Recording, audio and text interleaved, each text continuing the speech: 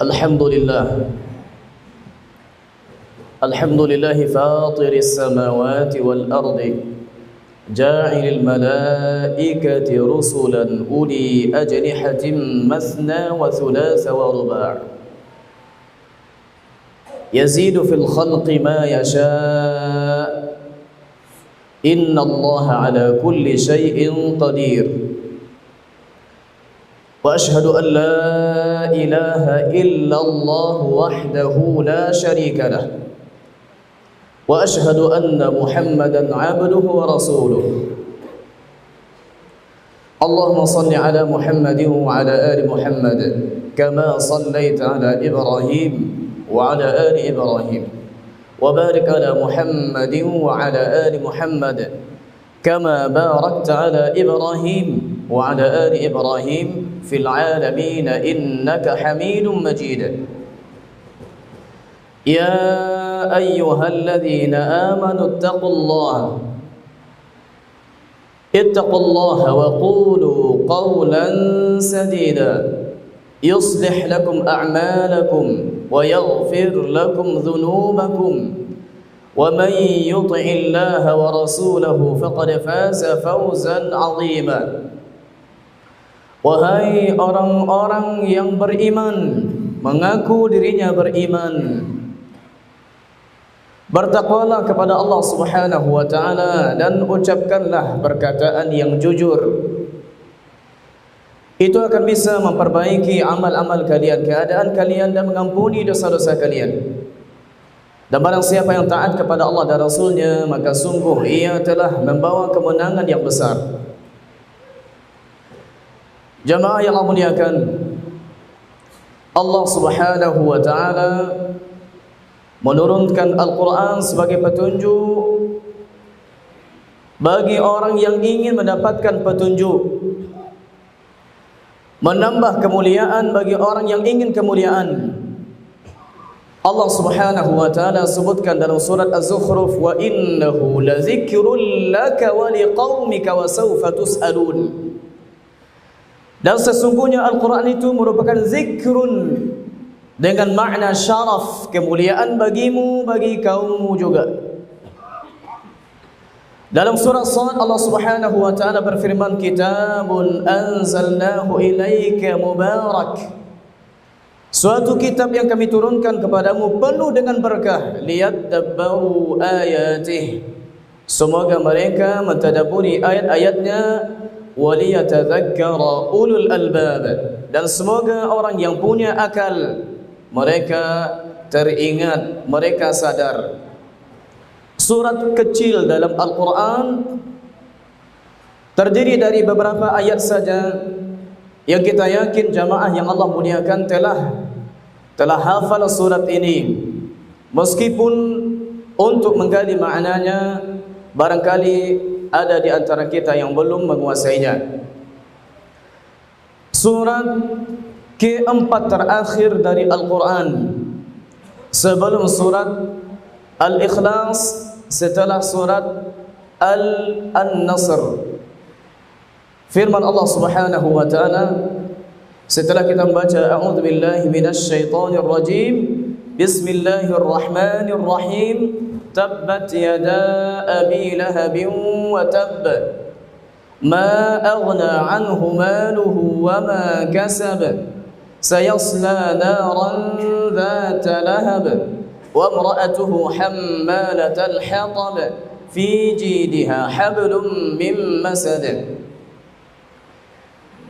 Semoga celaka kedua tangan Abu Lahab, dan celakalah ia. Sebagian ulama mengatakan bahwa kalimat yang pertama meskipun diterjemahkan dalam terjemahan bahasa Indonesia, binasalah kedua tangan Abu Lahab, sebagian ulama mengatakan redaksi pertama ini menunjukkan doa, meskipun dia adalah doa tidak baik. Biasa kita ucapkan kepada orang yang memberikan kebaikannya kepada kita, jazakallahu khaira. Diterjemahkan, semoga Allah membalasimu dengan kebaikan. Kita ucapkan kepada kawan kita ketika bertemu untuk menghilangkan rasa iri, barakallahu fik. Semoga Allah Ta'ala memberikan keberkahan kepadamu. Redaksi pertama di ayat ini, sebagian ulama juga membawakannya kepada doa. Tabbat yada Abi Lahab. Semoga binasa kedua tangan Abu Lahab. Maksudnya semoga ia binasa. Dalam bahasa Indonesia pun terkadang disebut sebagian, tapi maksudnya adalah semuanya. Kita bilang kepada seseorang yang belum juga hadir, sampai sekarang saya belum nampak puncak hidungnya. Maksudnya dianya belum datang. Lalu kita bilang kepada orang yang menyesal dengan apa yang dia lakukan, menanggung konsekuensi dari perbuatannya, ini adalah ulah tanganmu, padahal bukan tangannya saja yang melakukannya. Tabbat yada Abi Lahab wa tabba. Semoga tangan Abu Lahab keduanya binasa dan betul binasa ia. Siapa Abu Lahab? Abu Lahab adalah kunyah dari seseorang. Yang disebut dengan kunyah adalah gelar kebapakan atau keibuan atau keanakan atau kepamanan dan seterusnya. Banyak sahabat Nabi yang kita kenal hanya sebatas kunyahnya saja, gelar kebapakan. Contoh, Abu Bakar As-Siddiq, ternyata namanya adalah Abdullah. Contoh, Abu Musa Al-Asy'ari, ternyata namanya adalah Abdullah ibnu Qais. Abu Hurairah, ternyata nama aslinya yang masyhur Abdurrahman ibnu Sakhar. Atau seperti ulama contohnya yang dikenal dengan Ibnu Katsir, ternyata beliau namanya Ismail. Atau yang dikenal dinisbahkan kepada nenek moyangnya Asy-Syafi'i, ternyata nama aslinya Muhammad ibnu Idris. Beginilah terkadang kita kenal nama ulama dengan kunyahnya, baik kunyah kebapakan atau kunyah keanakan dan sebagainya. Abu Lahab, Lahab bukan anaknya, tapi Lahab ini artinya yang wajahnya bersinar, yang wajahnya cerah, karena dikabarkan bahwasanya beliau ini mempunyai wajah yang cerah.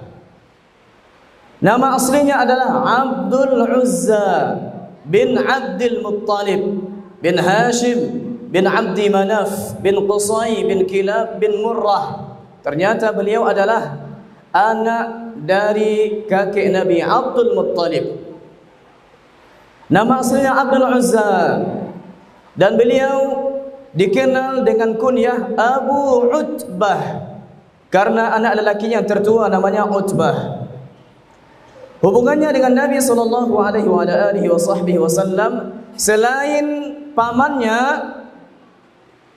karena beliau juga anak dari Abdul Muttalib, meskipun ibu Abu Abdullah, ibu dari Abdullah, berbeda dengan ibu Abu Lahab.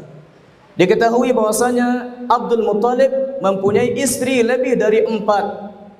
Salah satunya adalah Fatimah bintu Amr, ibunya Abdullah ayah Nabi.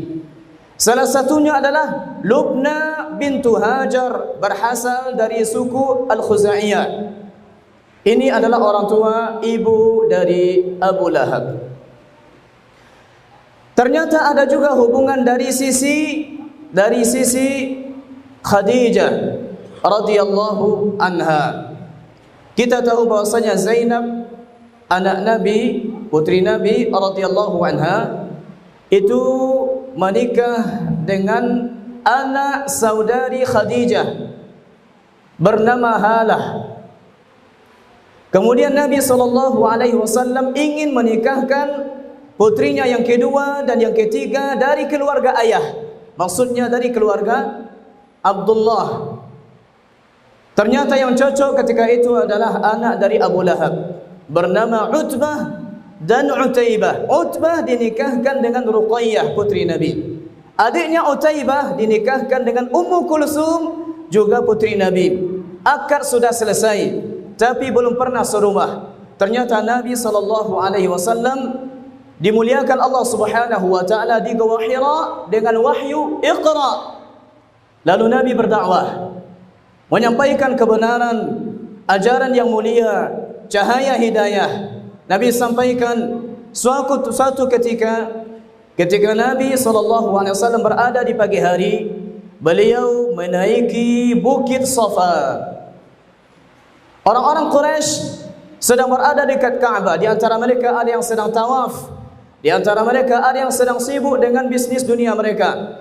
Lalu Nabi SAW memanggil mereka, "Ya sabahah, ya sabahah, wahai orang yang sekarang ada di pagi hari, berkumpullah."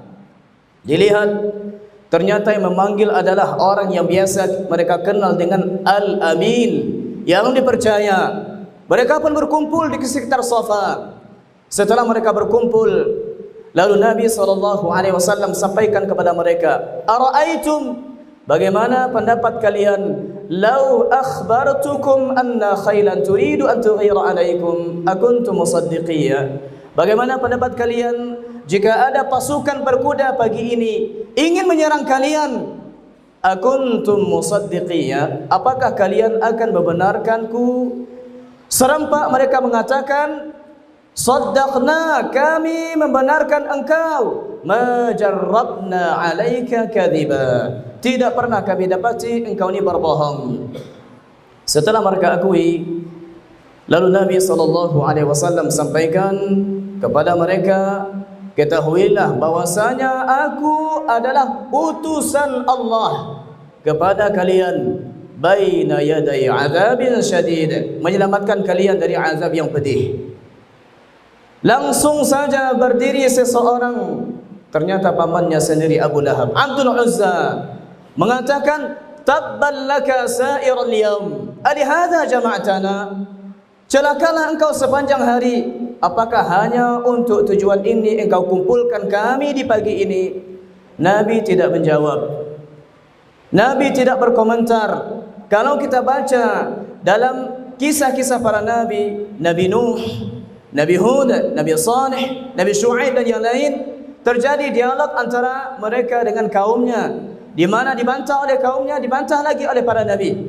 Akan tetapi Nabi Muhammad SAW pada kesempatan ini tidak membantah, diam saja. Ternyata yang membantah adalah zat yang maha mulia, dibawa wahyu oleh Jibril alaihi salam. Firman Allah Subhanahu wa taala, "Tabbat yada abi lahabin wa tabba." Sampai sekarang kita baca dan kita tahu bahwasanya Abu Lahab ni sudah pasti masuk neraka. Andai dia mau bermain saja sedikit, tapi ini tentu tidak akan terjadi karena ini di luar dari kehendak Allah Subhanahu wa taala. Andai dia mau saja bermain sedikit dan berpura-pura masuk Islam, tidak sedikit kaum muslimin akan terfitnah. Karena dalam Al-Quran sudah dicap untuk masuk neraka, lalu ternyata sekarang dia masuk Islam. Tapi inilah bukti bahwasanya kehendak Allah Subhanahu wa taala masyiatun nafidah, kehendak yang tidak bisa ditahan. Allah jamin dia masuk neraka, Allah jamin berarti dia akan masuk neraka. Di sini juga ada pelajaran berharga jamaah yang Allah muliakan. Jangan pernah mencap seseorang masuk neraka atau masuk syurga kecuali kalau ada dalil yang pasti dari Al-Quran atau dalil yang pasti dari sunnah nabawiyah sabda Nabi SAW.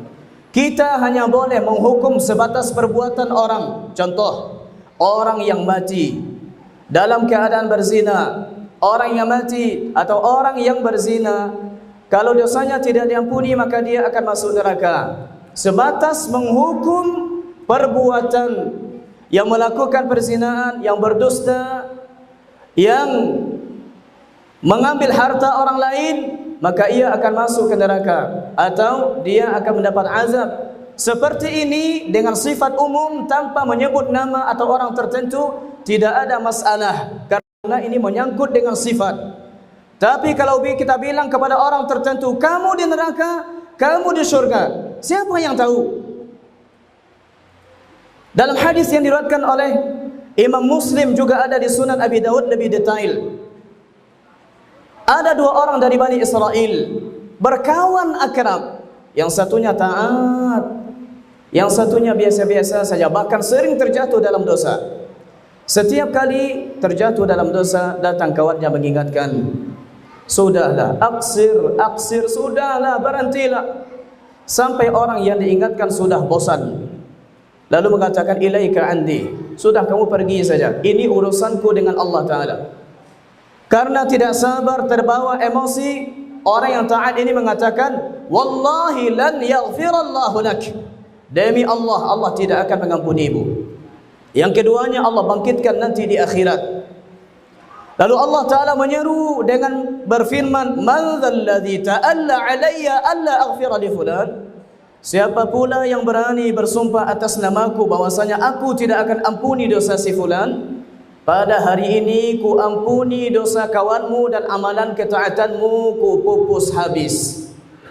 Jangan mencap-cap orang tertentu kecuali ada dalilnya dari Al-Quran dan dalilnya dari Sunnah. Tabbat yada abi lahabin wa tabba ma aghna anhu maluhu wa ma kasaba. Tidak berfaedah baginya hartanya dan apa yang dia usahakan. Harta kita jamaah yang Allah muliakan, titipan Allah kepada kita, akan ditanya. Tidak heran kalau orang miskin dari kaum muhajirin lebih duluan masuk surga daripada orang kaya dari kaum muhajirin 1 atau setengah hari. Perhitungan akhirat kurang lebih 500 tahun perhitungan dunia. Menunggu dulu sebentar. Jika amalannya sama, kaya dengan miskin, maka miskin lebih duluan untuk masuk surga. Jamaah yang Allah muliakan, Nabi SAW ingatkan kita mengikuti mayat 3. Fayarji'u ithnani wa yabqa wahid. 2 akan pulang lagi, 1 yang akan tinggal. Yang 2 yang pulang adalah hartanya dan keluarganya. Yang tinggal adalah amal saleh. Ini yang akan bermanfaat untuk kita insyaallah taala. Ringankanlah hisab dari harta kita dengan menyalurkannya pada jalan-jalan yang Allah ridai. Ma aghna anhu maluhu wa ma kasab sayasla naran dzata lahab. Dia akan masuk ke dalam neraka yang mempunyai api yang bergejolak. Kita tahu bahwasanya Nabi SAW hidup 14 abad tahun yang lalu. Dan dalam kaedah bahasa Arab, kalau kita ingin melakukan sesuatu yang sifatnya agak lama, memakai kata akan, tapi dia agak berjeda, 1 hari, 2 hari, 1 jam, 2 jam, tidak langsung dilakukan, maka memakai kata saufa. Seperti kita bilang saufa aqra, saya akan membaca, tapi jaraknya agak jauh sedikit. Tapi kalau kita ingin langsung melakukan, sa'af'al, sekarang langsung akan saya lakukan. Pada ayat ini jamaah yang Allah muliakan, Allah Subhanahu wa taala sampaikan sayasla naran dzata lahab. Dia akan masuk neraka yang apinya bergejolak. Tapi di sini memakai kata sa. Seakan-akan sebentar lagi dia akan masuk. Membuktikan bahwasanya ancaman Allah Subhanahu wa taala pasti mengena kepadanya. Ternyata bukan dia saja. Sayasla naran dzata lahab wa imra'atuh, termasuk juga istrinya. Istrinya wanita yang lebih dikenal dengan kunyah Ummu Jamil. Nama aslinya Arwa bintu Harb bintu Umayyah. Beliau pernah datang kepada Nabi SAW mencari Nabi yang sedang duduk bersandar di Ka'bah bersama Abu Bakar As-Siddiq radhiyallahu anhu. Setelah turun surat Tabbat Yada dan tersebut namanya, tersebut dia bahwasanya dia akan masuk neraka dengan suaminya, dia datang ke Ka'bah. Mana Muhammad? Ia mencapku masuk neraka. Tapi dia bilang, ainal muzammam. Muzammam artinya orang yang dicela. Sementara Nabi kita namanya Muhammad, orang yang dipuji. Padahal Nabi SAW ada di depan matanya, tapi Allah Subhanahu wa taala menjadikannya tidak bisa melihat. Subhanallah, Nabi membaca Al-Quran, dia datang, Abu Bakar sudah mulai cemas, tapi ternyata yang dilihatnya hanya Abu Bakar saja. Ini kehendak dari Allah Subhanahu wa taala dan bentuk mukjizat Nabi sallallahu alaihi wasallam. Wanita ini sangat berpengaruh terhadap suaminya, menghasut suaminya untuk selalu menyakiti Nabi SAW. Ini bahaya salah memilih pasangan. Disebutkan juga dalam daftar salah satu rawi hadis yang ada di Sahih Bukhari rahimahullahu taala, seseorang yang bernama Imran ibn Hittan. Beliau ini awalnya adalah ulama Ahlus Sunnah wal Jamaah, lalu tertarik kepada seorang wanita yang bermazhab Khawarij. Dia sampaikan, aku nikahi dia, nanti ku bawa dia ke mazhabku, mazhab Ahlus Sunnah wal Jamaah. Lalu dia menikahi wanita ini. Ternyata yang terjadi adalah kebalikannya. Dia yang masuk ke mazhab Khawarij dan disanjung sebagai ulama besar di mazhab Khawarij. Seorang suami ingin memenuhi kebutuhan istrinya, uang tidak ada. Untuk membuat istrinya reda, pinjam uang ke sana, pinjam uang ke sini. Ketika sudah datang waktu untuk melunasi hutang, uang tidak ada. Terpaksa cari jalan ke sini menghindar. Suatu ketika bertemu dengan orang yang menagih hutang, lalu dia berdusta. Dan kata Nabi SAW di hadis Sahih Bukhari, inilah di antara konsekuensi atau tantangan berutang. Sudah sampai waktunya, cari-cari alasan. Kata Nabi, kalau dia berbicara, dia mudah untuk berdusta. Istri Nabi SAW, salah satunya bernama Ummu Salamah radhiyallahu anha. Ketika Umrah Hudaybiyah, Nabi datang 1.400 orang dari Madinah untuk melakukan umrah. Ternyata belum sampai di Ka'bah, berjarak kurang lebih 20 km dari Ka'bah, dihalangi kaum muslimin untuk masuk ke Masjidil Haram dengan perjanjian tidak boleh umrah tahun ini, tidak boleh tawaf tahun ini, pulang lagi ke Madinah. 10 hari berjalan baru boleh tahun esok. Nabi ingin sampaikan kepada sahabat, kita tidak jadi umrah. Sudah Nabi sampaikan dengan perkataan. Tapi sahabat yang kebanyakan mereka juga orang-orang muhajirin yang ingin pulang kampung 5 tahun tak bisa pulang kampung, ingin masuk dihalangi. Rindu sekali untuk bertemu dengan orang kampungnya, apalagi kerinduan melihat Ka'bah Baitullahil Atiq. Ternyata tidak bisa. Lalu Nabi sampaikan, mereka seperti tidak mendengar karena kerinduan sahabat kepada Baitullah mengalahkan semuanya. Apa kata Ummu Salamah, wahai Rasulullah, engkau panggil tukang cukurmu, perlihatkan kepada sahabatmu dia mencukur rambutmu. Istri yang salihah memberi nasihat, mengingatkan suaminya. Dilakukan nasihat ini oleh Nabi SAW. Nabi keluar, lalu tukang cukur menggunting rambut Nabi. Seketika itu baru paham sahabat, kita tidak jadi umrah karena belum sampai ke Baitullah kita sudah tahallul, rambut sudah dicukur. Beginilah peran seorang istri yang insyaAllah ta'ala mampu untuk membawa suaminya ke jalan yang hak, menuntun suaminya sama-sama taat kepada Allah Subhanahu wa taala.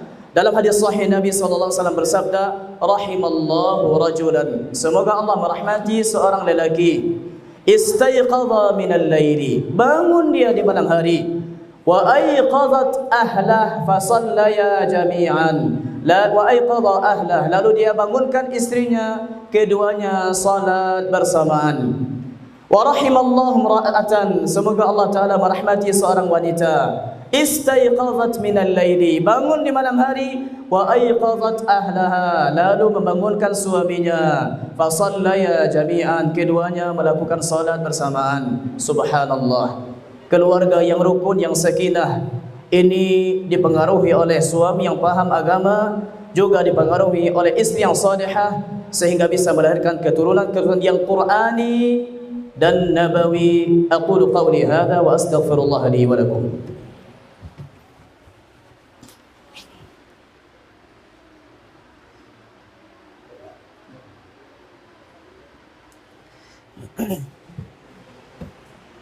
Alhamdulillahi rabbil alamin, wa bihi nasta'inu ala umuri dunya waddin, wassalatu wassalamu ala ashrafil mursalin wa ala alihi wa sahbihi ajma'in, amma ba'da.